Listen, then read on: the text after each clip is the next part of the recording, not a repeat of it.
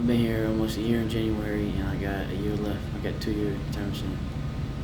When the judge told you that she was sentencing you to 2 years in the Department of Correction,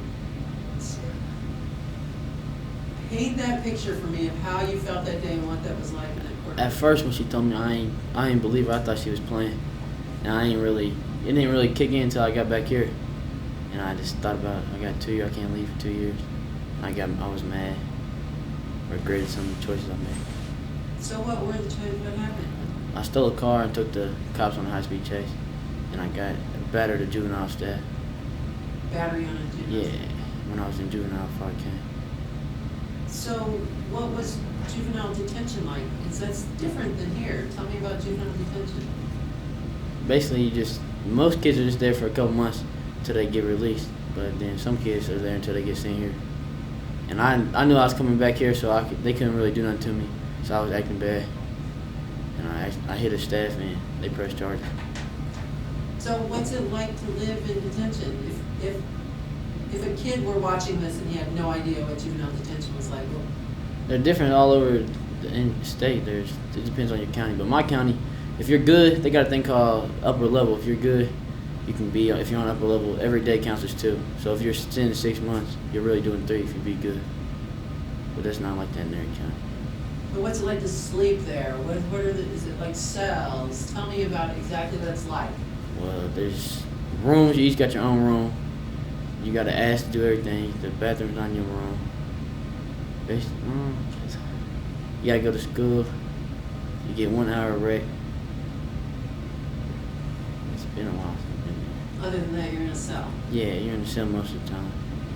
What's the bed like? Just a plastic mat on a little metal thing. It's not comfortable. So, can you remember back when you very first got in trouble? Like, how long ago was that? How old were you? 14. What happened? Me and my friend, we was at the public pool, and there was a purse in a lady's car, and we took the purse, and I guess there's a check in there for like $175,000. She just closed on her house.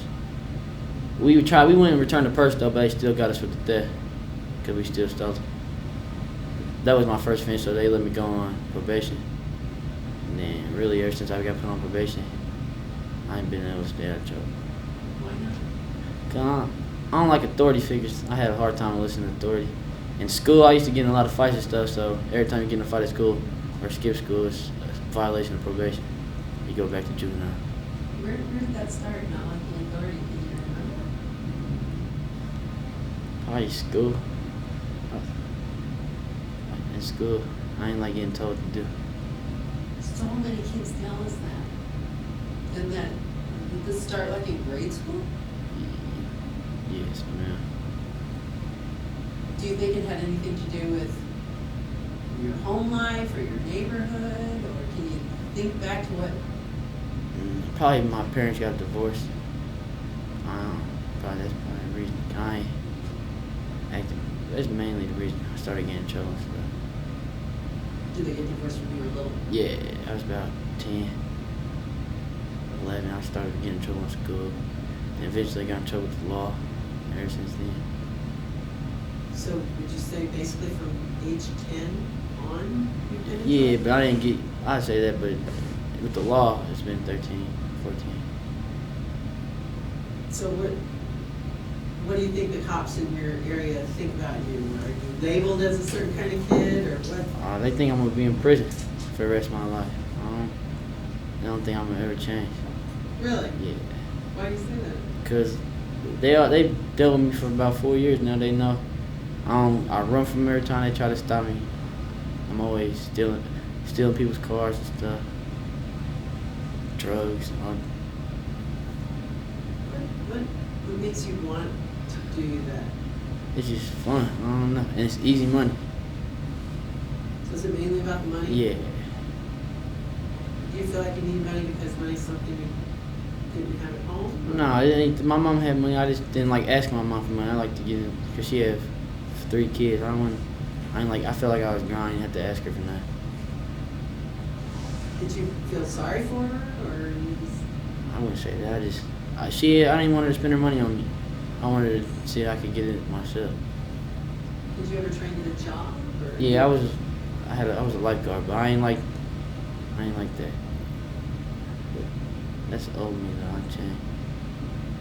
So, when was the last time you like lived at home full time? Right before I came here. I got locked up in November. So was your mom in court when this? Yeah. So what happened? Tell me about that day in court. She was crying. She was sad. She just basically she really wanted me to get something like this so I could change. Cause she wanted the best for me, but I never wanted to. I always thought I could change my own. I didn't need no help. So she wanted something like this. I don't know about this long, but she wanted something that'll help me change. So what did you have a chance to talk in court? Yeah, I tried to get out of it, but I tried to deny all the charges, tried to lie. Didn't work. So what did the prosecutor say about you when you were in court? He wanted 2 years because he'd been dealing with me for a while too. And me and my brothers, he wouldn't give me no break. He's the one who really brought up the 2-year deterrent sentence. So what all, can you remember what he said in court? Like some of the things he was saying about you? A juvenile delinquent. Obviously, he said that nothing helped me that they done for me. I've been getting in trouble for a long time. No services they gave me help. And I ain't gonna change, he said. So from the time you were arrested to the time they sentenced you here, how long of a time was that? Do you remember? About? A month and a half. So after you were arrested, they took you to juvenile detention? Yes, ma'am. Right?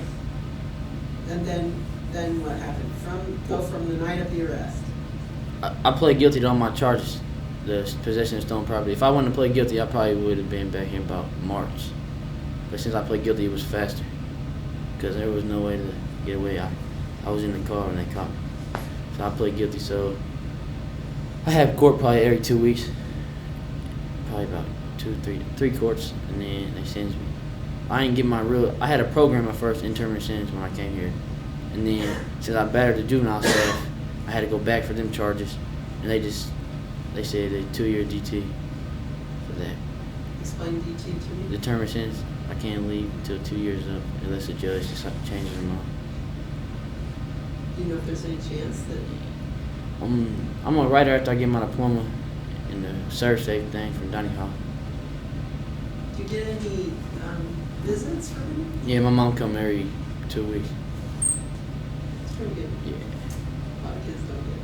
Not a lot of kids don't. So what is it like, if you had to explain to another kid out there what it's like to live in a juvenile prison? How would you explain it? They didn't know where nobody wants to be. Cause if you don't like to stick up for yourself, then people gonna try to take your food, all that stuff. But I don't know. There ain't a place where nobody wants to be. I don't know. I don't want to be here. Would you consider it a scary place? Nah, I ain't scared to be here. Nah. At first, it might look scary on the outside, but when you get in here, it ain't scary. If you stand up for yourself one time, ain't nobody gonna mess with you. So what's it like if we were to walk into your unit? What's it like in there? Well, it's kind of big open. There's 5 bedrooms, 4 people for each bedroom. There's a bathroom, tables in the day room, some chairs to sit in, a TV, a counsel office in the back where your counselor talks to you and stuff. And a place where you keep your shoes and stuff. You really have no privacy. Nah. Is that one of the hardest? Tell me some of the hardest things about being locked up. Probably friends and girls and privacy. Just, you don't get to talk to your friends. You don't know girls here. And privacy, you ain't got none. You shower, there's a little stall. You can see, they see from your chest up. That's the best prices you get. And where's the shower stall? In the bathroom, there's 2 toilets, a urinal, 3 shower stalls. So it's out where everybody can see it. I mean, there's a door that shields you, but it's in the... It's a window like that right there. You can see. What would you want other people to know about what it's like to be 18 and staring down 2 years behind bars?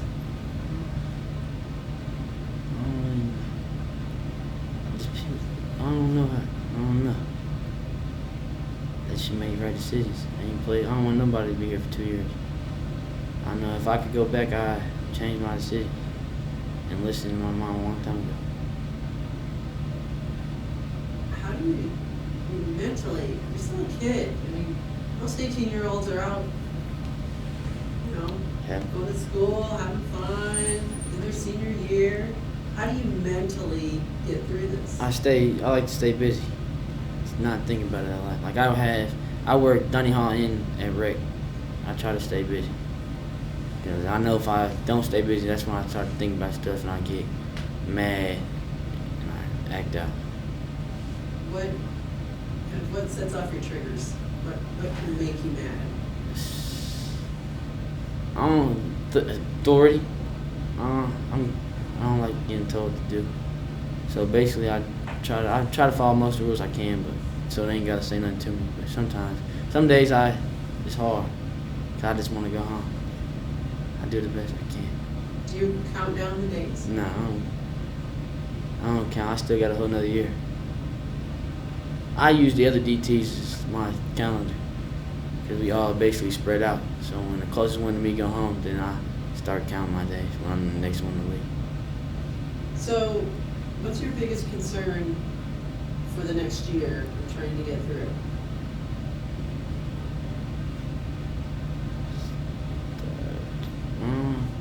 My biggest concern is they about to start these college classes. I'm trying to get college education because I'm already, this is my senior year. I'm trying to get more education so I can be ready to have stuff lined up when I get out, so I ain't gotta go back to the negative lifestyle I used to live.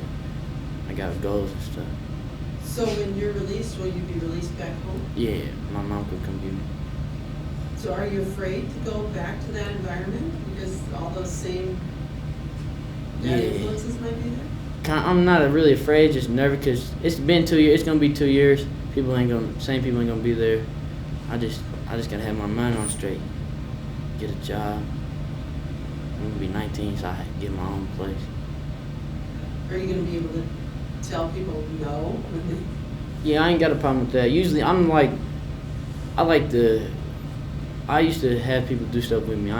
Nobody ever told me what to do. I used to bribe other kids to do stuff with me. I wouldn't have followed. Like my friends, I'd tell them, I got them smoking weed, all that, stealing car. They ain't never tell me that. I regret it though. I wish I never would have got them into it. And now they send worse place than I'm seeing. Yeah. So they all got in trouble too? Yeah, my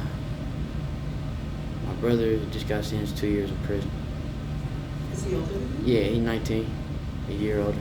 So did he go to adult prison? Yeah. So how do you feel about that? I wish he ain't getting in trouble, but you only can tell somebody so many times. And I'm really not a positive role model because look where I'm sitting. They can't really listen to me because I'm sitting here anyway. Was he an influence on you? Nah, because I was the influence on him. Bad influence? Yeah, bad. I wasn't a positive influence. And my little brother, I'm a bad influence on him too. But I'll try to guide him the right way. Has he been in trouble? He got waived to adult court. Your little brother got waived to adult court? What did he do? Robbery. How old? 16. He's still going to trial for it. He got a trial next month. So he could be looking at. Yeah. They said it's 25. But I think they talking about some house arrest and time in community corrections. Do you find it sad that all three of you have wound up locked up? Yeah, because my little brother, he want to be just like me. I used to always tell him, I always would tell him to leave me because I was not to do something bad. I'd tell him to leave, but he always just wanted to be right next to me. So do you feel like you're the one who started everything? Yeah. Started this whole? Because I always wanted to be older than I really was, so I was always hanging out with older people. So do you fault the older people for teaching you? I fault myself for hanging out with them people instead of worried about sports in school. Ain't nobody made a decision for me, I made it myself. How does your family feel about all three of you being locked up? It's hard on them, but they try to tell us not to do right from wrong. My mom, she always tried to help us do everything she could, but we just didn't listen to her. Were your mom and dad ever locked up? My dad, but he ain't been in trouble since I was probably 5. I don't really remember him getting in no trouble. He had a drinking problem, he was alcoholic, but he grew out of that when he got out of prison. Were you guys in the child welfare system? No. Mine never had no problems at home. My mom always been there for us, and my dad. Walk me through how you stole the cars. How do you I would only take the cars with the keys in. So what do you just, like, you be walking down the street and you decide you're going to look?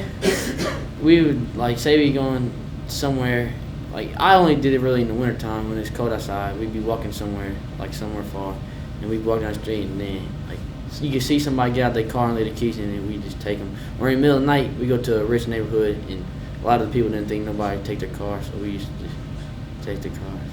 What'd you do with them after you took them? We drive them for about that night, and then probably we threw them in the pond, threw them out in the country. Sometimes we caught them on fire. Just try to get rid of them. Was there some sort of thrill in car theft that? It was fun. I don't know. The adrenaline rush probably, knowing that I just took somebody's car and I don't know. It was fun to me. So what do you do when you're riding around? If it's a nice car, I don't know. It just depends on what kind of car it is. Like the nicer cars, we try to act like it's ours. To everybody see us in a nice car, I think it's ours. So I don't know. We just drive around and use them as transportation. Can you follow up just a little bit more on that about the guys you did it with? These were friends of yours all the time? Yeah. And they all did the same thing? I mean, you can ask me again. So, I take it these were all friends that Yeah. you kind of went out and did this with. You know, what were they saying the whole time? Was it? I mean, did you guys just kind of plan it? Nah. Sometimes I had to talk them into it because I didn't want to do it. But other times, I was gonna get in regardless if they was getting in with me or not. I didn't like to walk. So when you said you were going to do it whether they did or not, what is it that you would say to them to convince them to do it with you? Like I'd tell them they was scared. Conversation? I'd just say they scared and stuff, make them feel like they was not told they was scared to do it, and then eventually they'd do it. Because one time they didn't want to do it with me and I left them, then I guess they didn't want me to leave them again. Were you ever concerned that, man, if we get caught, they could be in trouble and this is my fault? I talked them into it. Not really, because I pressured them into getting in the car, but still was there to sit.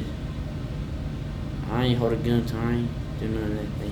They got in their own free will. Were there ever any guns involved in any of the crimes or?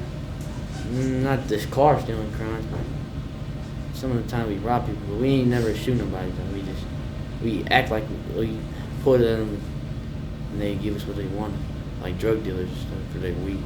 We never shot nobody though. Were you ever afraid you'd have to shoot somebody? Yeah, but I was, but they never came down to that. So it was mainly like robbing drug dealers? Yeah, I only robbed people I knew that had something that was illegal that they couldn't call the cops on. I ain't never held nobody up on nothing like that. So it's not like you'd walk in a convenience store? Yeah, no, I wouldn't do that. It's funny you say that right away. Like, I would never do that. That's dumb. And there might be other people who assume that if you rob a drug dealer, you could just as easily walk in a convenience store and rob them. But you make a real differentiation between the two. Yeah, Because the drug dealer doing something wrong already. So what? I just feel like they wouldn't call the cops. That's why I did. So you would, if I were walking down the street and it were 11 o'clock at night, and you were with your buddies, and I was walking down the street, and I had a nice clothes and a purse over my shoulder, would I be a target? No. No, not. We just do it to random people. You wouldn't be a target. I regret all that though. I don't like talking about it. That's good. You're supposed to be. Are you afraid that once you get out, you won't be able to stay out? Nah, I'm done. It's made me realize that freedom is more important than all that stuff. Cause that was only a quick $500, $600, right? That ain't worth 2 years. That ain't get a job. That's more important. Supporting my family, my little brother, teaching them right from wrong. That's better than it. Send me out here. It really helped me mature being here. So you feel like you've gotten some pretty good programming here and guidance, counseling? I like the counselors. They're good. You can come to any of them. If they're not your counselor, you can talk to them. Like Courtney, if you want to talk to him, and they'll talk to you. They'll take the time to talk to you. But if you don't like authority figures, it's probably tough dealing with some COs from. Yeah, I have my difficulties with COs, but most of them, some of them care. We can tell the ones that care and the ones that just here. They don't care. That's interesting you say that. All you kids feel that way. Yeah. Like you automatically know which COs.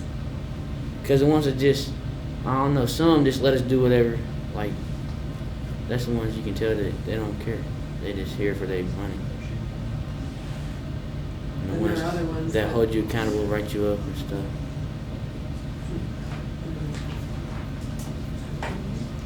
Is anything else you'd say about if you were passing someone who was coming in and you were going out, so you were getting out of a facility, someone new was coming in, and they said, is there anything good about being here? You know, you're on your way out now. What would you tell them? The counseling, the programming, I say the school, I like the school too. They help me with my credits and stuff. Basically, you just do what you had to do to go home. Make sure you use the counselor to the fullest. Tell them all your problems so they can help you with them. School, get your education, get the GED or your credits, whatever you want. And basically, stay out of trouble. Don't gamble. If you gotta be here, you might as well make something out of it. Yeah. That's where people mess up. They got programs. They come back 3 or 4 months because they ain't listening.